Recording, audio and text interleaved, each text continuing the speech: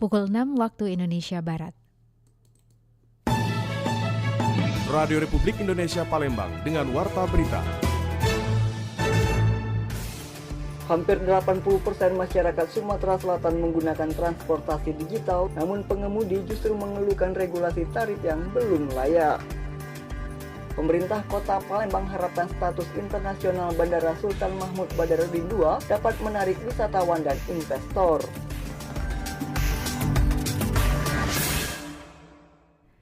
Selamat pagi, Anda sedang mendengarkan Warta Berita Radio Republik Indonesia Palembang. Selain informasi tadi, sejumlah informasi lain juga akan kami hadirkan untuk edisi hari ini Senin 28 April 2025. Bersama saya Siar Misi, inilah Warta Berita selengkapnya.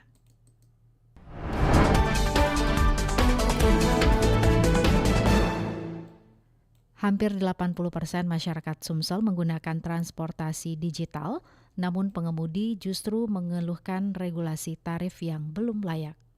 Di era digital saat ini cenderung terjadi hampir di semua bidang, termasuk bidang transportasi yang berbasis online.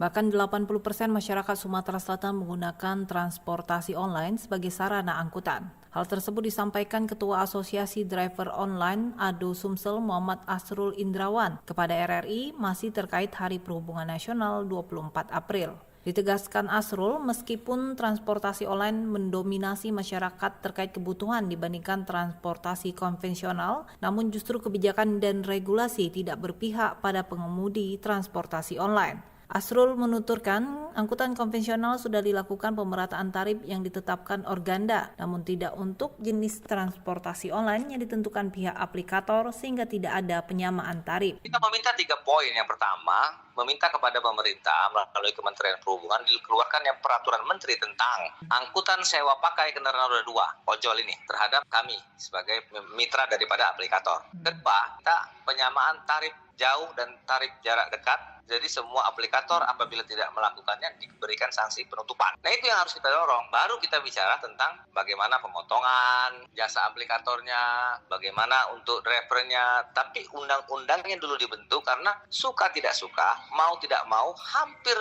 80% masyarakat khususnya Sumatera Selatan, umumnya Indonesia, itu memakai jasa kami selaku driver online ini. Tidak hanya soal penyamaan tarif, Asrul juga menuturkan regulasi sewa angkutan pakai untuk transportasi online roda 2 belum ada. Pihaknya mengharapkan Kementerian Perhubungan segera mengevaluasi untuk melakukan penyamaan tarif di setiap aplikator dan juga menetapkan undang-undang terkait sewa pakai angkutan khusus roda 2. RRI Palembang, Nova Ariana melaporkan, terus mengudara untuk Indonesia.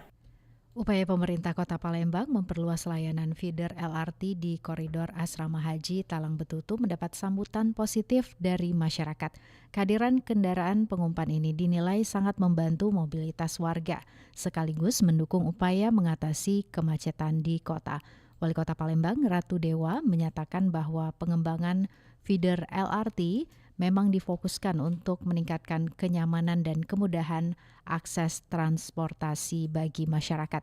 Pihaknya ingin memastikan warga Palembang punya transportasi yang efektif dan efisien.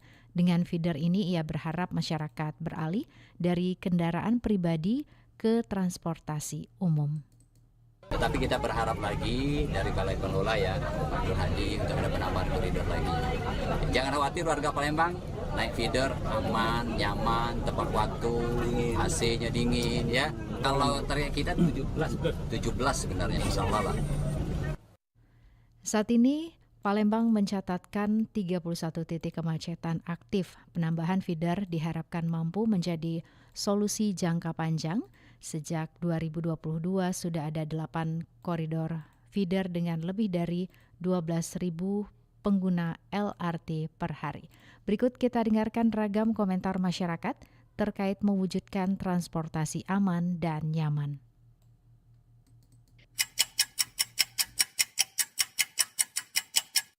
Saya Febri dari Bukit. Dalam rangka memperingati Hari Transportasi Nasional, sudah saatnya kita bersama-sama mewujudkan sistem transportasi di Sumatera Selatan yang aman, nyaman, dan terintegrasi. Persoalan seperti kemacetan, minimnya penerangan pada jalan, serta kurangnya transportasi umum yang layak harus disikapi dengan solusi nyata melalui kolaborasi antara pemerintah, pemangku kebijakan, dan masyarakat. Dibutuhkan pengembangan infrastruktur yang merata, edukasi keselamatan berkendara, serta dorongan bagi masyarakat untuk menjadi pengguna transportasi yang bertanggung jawab dan peduli terhadap fasilitas umum. Dengan semangat kebersamaan, kita dapat menciptakan transportasi yang tidak hanya efisien, tetapi juga ramah bagi semua kalangan.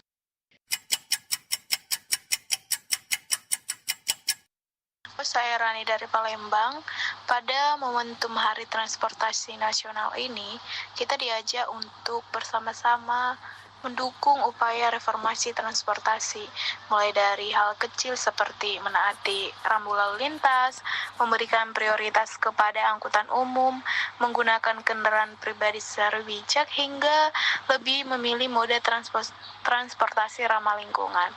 Jadi pemerintah juga dan pihak terkait diharapkan terus berinovasi, menghadirkan solusi yang konkret dalam membangun fasilitas umum yang inklusif. Misalnya memperluas jaringan transportasi publik yang terjangkau, serta memperketat pengawasan terhadap standar keamanan.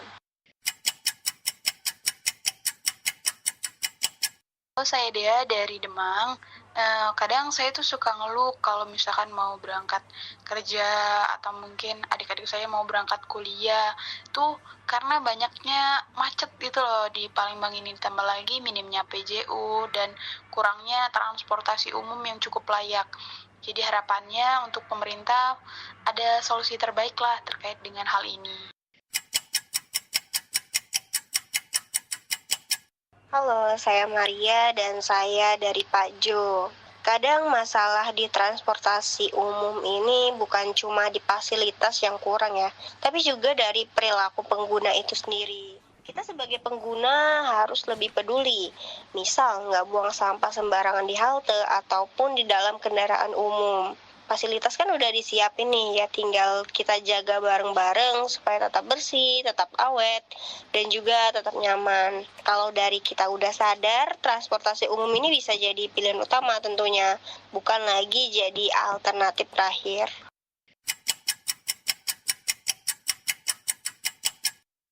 Ya, pendengar, untuk membahas lebih jauh terkait mewujudkan transportasi aman, nyaman, dan mengurai masalah transportasi, berikut wawancara Nova Aryana bersama Muhammad Asrul Indrawan, Ketua DPD ADO Sumatera Selatan.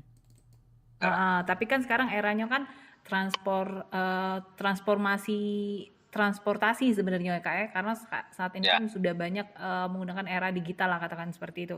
Nah, sebagai Ketua Asosiasi Driver Online Indonesia Kak, kalau melihat perkembangan transportasi era digital ini Kak, kita bicara Kota Palembang secara khusus, Sumatera Selatan secara luas ini seperti apa nih Kak Ado, Kak Asrul melihatnya ini? Jadi gini, kalau transportasi modern hari ini, artinya kan era sudah zaman digital sekarang ya. Iya. Jadi ada banyak perubahan secara signifikan, baik itu dari angkutan umum maupun angkutan lainnya. Yang pertama, masyarakat cenderung sekarang memakai era digital. Tidak lagi memakai transportasi umum layaknya seperti dulu ada bus kota, ada oplet gitu kan. Nah, tapi dalam hal ini juga kita perlu ketahui, era digital ini belum terlalu signifikan sekali undang-undangnya kita bicara. Oke. Kita bicara undang-undang. Kalau transportasi seperti zaman dahulu oplet, travel, bis kota dan lain sebagainya itu sekarang sudah ada pemerataan tarif angkutannya melalui tanda itu sudah ditetapkan.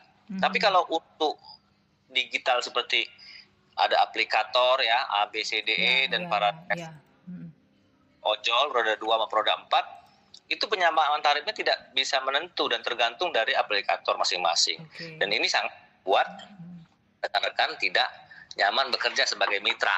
Berarti ini minusnya dari transformasi digital, transportasi digital ya Kak ya. Oke.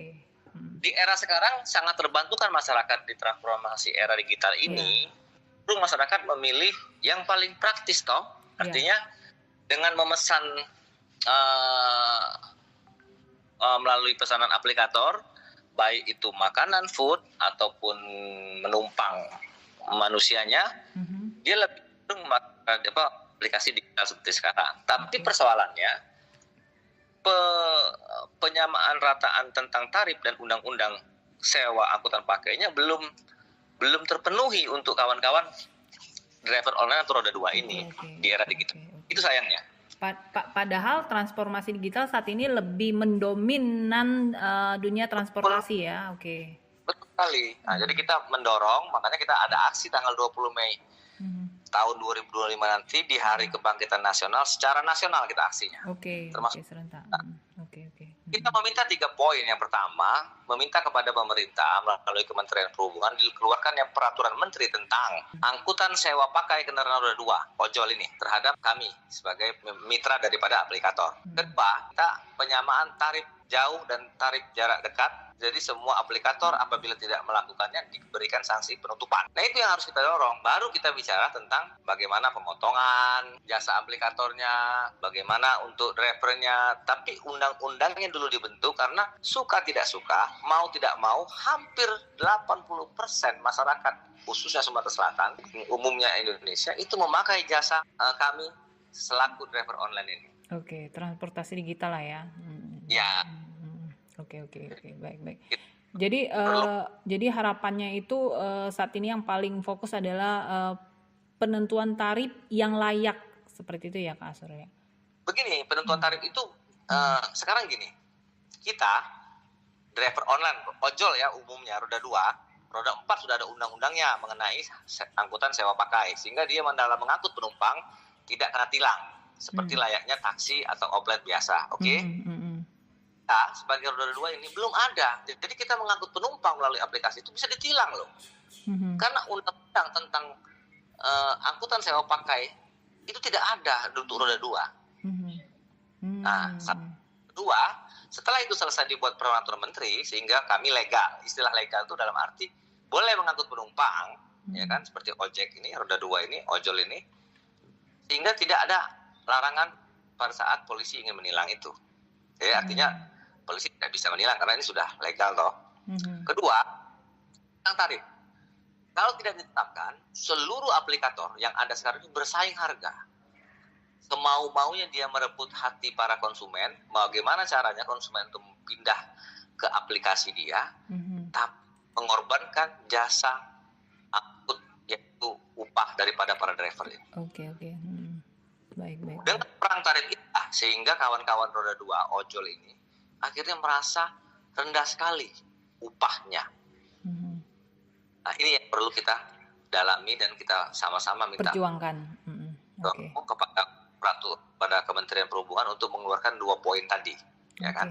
Sehingga saat di tarif tidak ada lagi perang harga, harus mematuhi semua aplikator. Paling jarak dekat sekian, jarak jauh sekian. Sudah, apabila lewat dari situ akan dikenakan sanksi. Ya, kalau masalah merebut hati para konsumen untuk memakai aplikasinya, ya silakan main promo dong, gitu kan? Main promo kayak, main hadiah kayak, sehingga penumpang konsumen tertarik untuk memakai aplikasi itu. Kalau driver online standby di setiap aplikator ada. Nah, itu seperti kira-kira. Oke.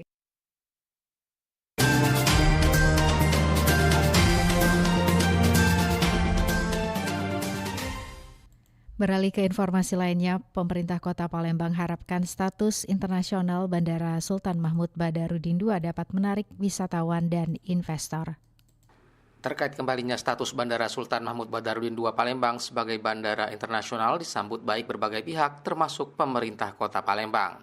Status bandara internasional diharapkan dapat menarik wisatawan sekaligus investor ke dalam kota. Kembalinya Bandara SMB 2 menyandang status bandara internasional dituangkan dalam Keputusan Menteri Perhubungan Nomor KM 26 Tahun 2025. Penetapan ini menjadi momen penting bagi Bandara SMB 2 setelah sebelumnya status internasional bandara tersebut mengalami perubahan.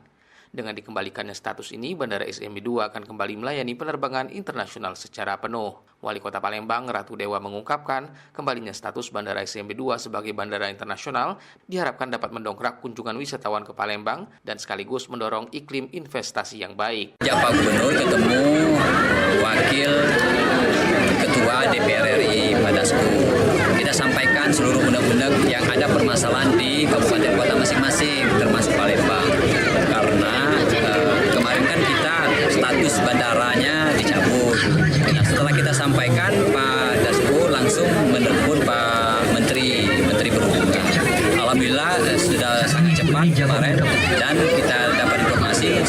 Sementara itu, Eksekutif General Manager Bandara SMB 2 R. Iwan Winaya Mahdar menjelaskan, sejak diterbitkannya keputusan tersebut, persiapan intensif langsung dilakukan.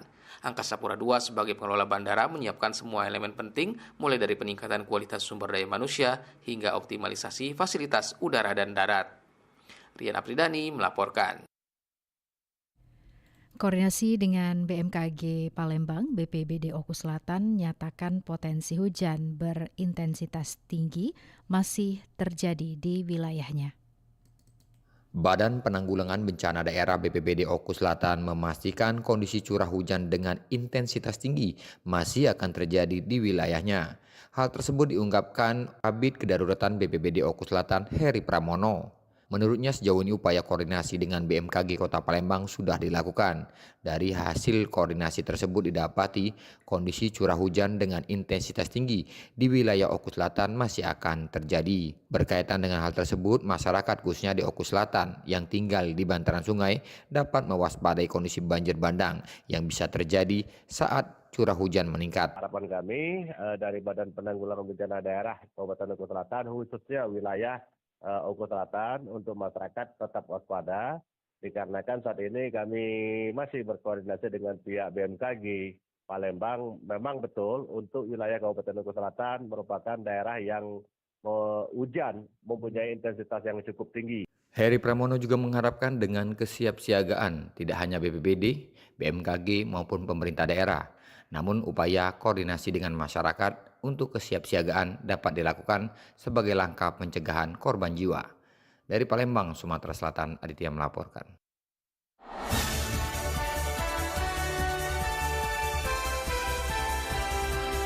Warta Berita Radio Republik Indonesia Palembang.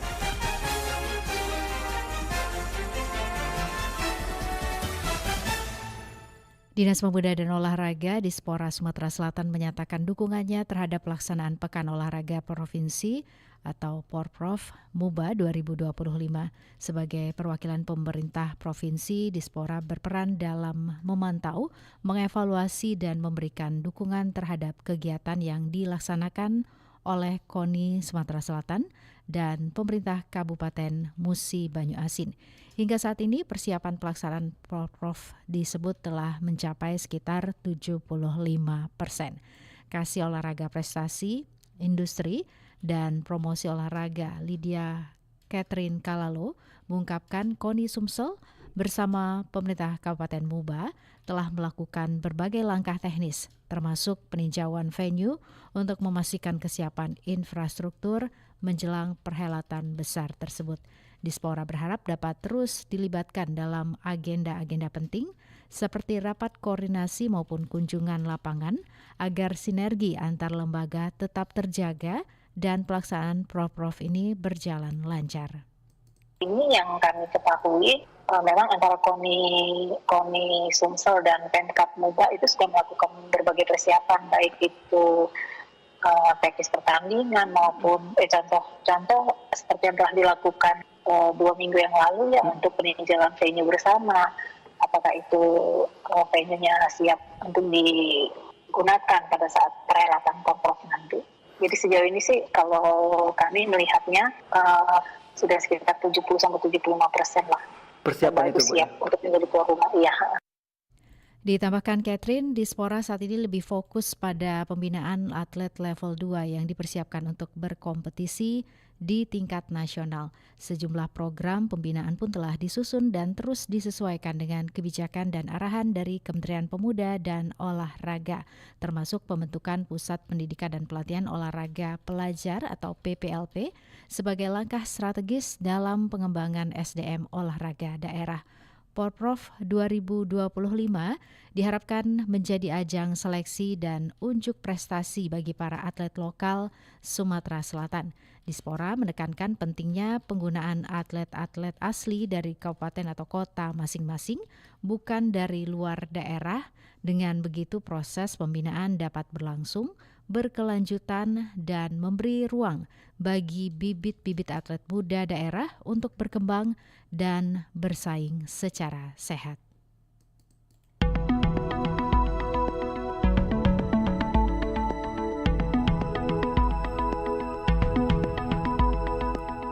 Informasi tadi mengakhiri Warta Berita pagi ini. Sebelum berpisah, kami sampaikan kembali topik berita aktual pagi ini di antaranya. Hampir 80% masyarakat Sumatera Selatan menggunakan transportasi digital, namun pengemudi justru mengeluhkan regulasi tarif yang belum layak. Pemerintah Kota Palembang harapkan status internasional Bandara Sultan Mahmud Badarudin II dapat menarik wisatawan dan investor. Informasi lainnya dapat Anda akses melalui website kami rri.co.id dan WhatsApp channel RRI Palembang. Juga ikuti media sosial terverifikasi kami, Facebook, Instagram, TikTok, dan X RRI Palembang.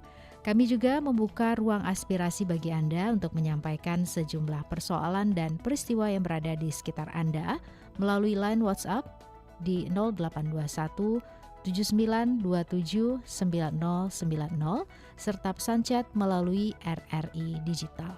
Mewakili kerabat kerja yang bertugas, saya Esi Armizi mengucapkan terima kasih atas perhatian Anda. Selamat pagi dan sampai jumpa. RRI terus mengudara untuk Indonesia.